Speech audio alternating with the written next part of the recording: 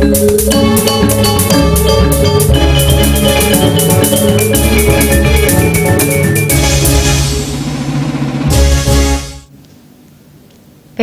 Buleleng sampun encapang tarif dasar air dasa persen ngawit penganyar bulan Juni kalih tali siangolas saneja girau. Pemargian puniki kelaksanayang mangde presiden dahat membuat. Dari tarif air yang diberlakukan masih Dirut PDAM Buleleng Imade Lestariana, Ritat Kale ngemargiang sosialisasi kenaikan tarif mausang, tarif dasar air puniki katincapang nyabran warse ring Kabupaten Buleleng.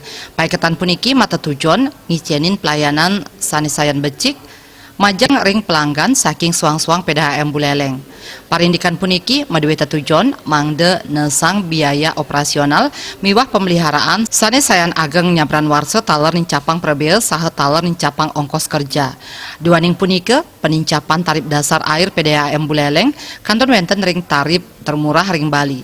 Tarif air tanggal siki Juni kali tali siongola saneja girau dados kali tali 300 petang dasa 3 rupiah per meter kubik. Manut Lestariana tarif punike kantun ngewentenin asas keterjangkauan utawi sesuai dengan standar kebutuhan pokok air minum. penyesuaian tarif kita itu 10%. Jadi sesuai dengan peraturan Bupati Buleleng nomor 45 tahun 2014. Ya.